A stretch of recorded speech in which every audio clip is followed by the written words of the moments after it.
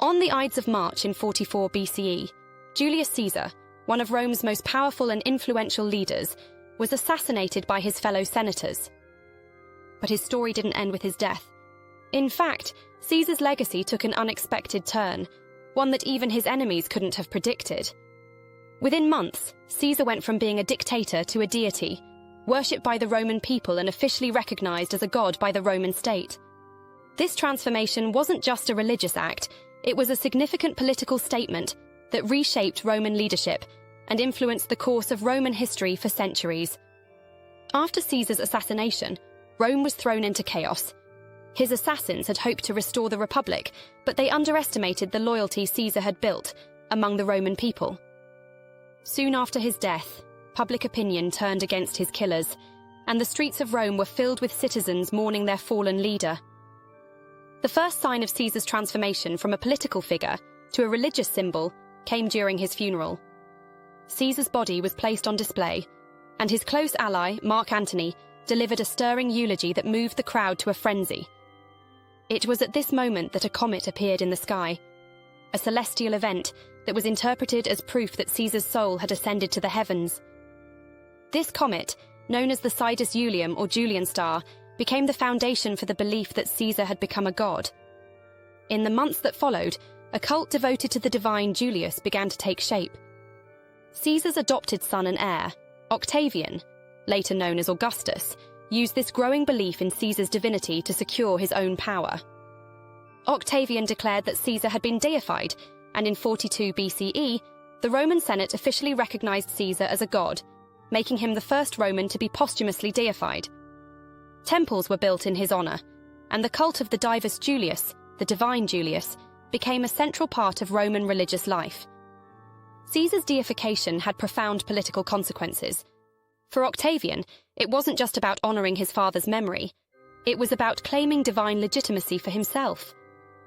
As the son of a god, Octavian positioned himself as the rightful ruler of Rome. His divine connection became a key part of his political strategy, allowing him to consolidate power and ultimately declare himself the first emperor of Rome. This blending of political power with religious significance had a lasting impact on Roman leadership. Roman religion was deeply intertwined with public life, and the deification of Caesar blurred the lines between human and divine authority. Caesar's transformation into a god extended his legacy beyond his earthly achievements.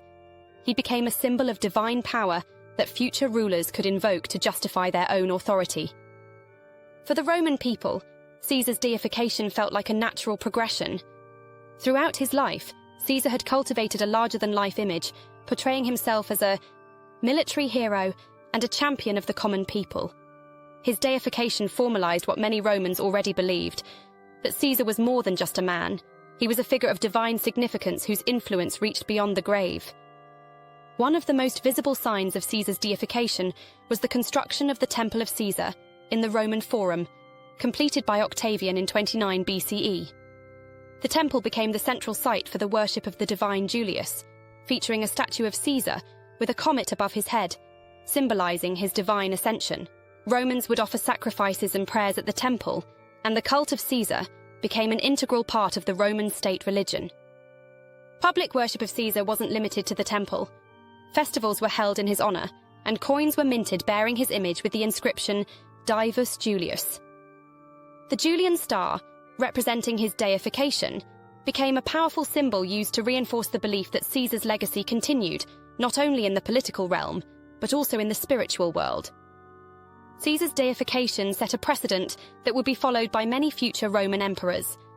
It became common for emperors to be deified after their deaths, reinforcing the idea that they were not just political leaders, but figures of divine authority. Emperors like Augustus, Claudius, and Trajan were all deified, and over time, the line between the emperor's earthly power and his divine status became increasingly blurred. By claiming divine status, Roman emperors solidified their rule and maintained control over the vast Roman Empire. The concept of the divine ruler gave emperors a legitimacy that was difficult to challenge.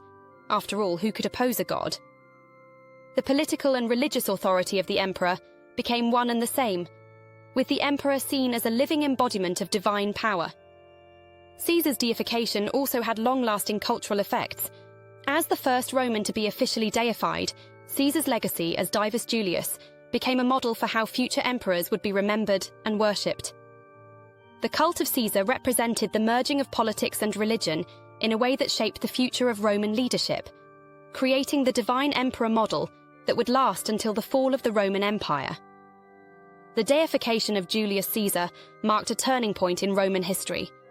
His transformation from dictator to deity not only secured his place in Roman religion, but also reshaped how Romans thought about power, authority, and the relationship between the human and divine.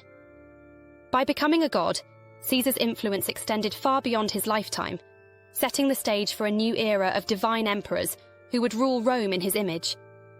Caesar's deification was more than just an honor. It was a powerful political tool that allowed future rulers to claim divine legitimacy and maintain their grip on power. From the construction of the Temple of Caesar to the festivals held in his name, the worship of Caesar became an essential part of Roman religious and political life, ensuring that his legacy would endure for centuries. Caesar's assassination may have ended his life, but it launched his legacy into the divine. His deification not only changed the course of Roman history, but also created a new understanding of leadership. In a world where the line between gods and men could be crossed, Caesar's rise to divinity ensured that his influence would live on, not just as a ruler, but as a god. And in doing so, he paved the way for emperors to claim divine authority for generations to come. Thanks for watching this exploration of Julius Caesar's deification and its impact on Roman leadership. If you found this video informative, make sure to like, share, and subscribe for more deep dives into the fascinating history of ancient Rome. Let us know in the comments what other historical topics you'd like to see covered.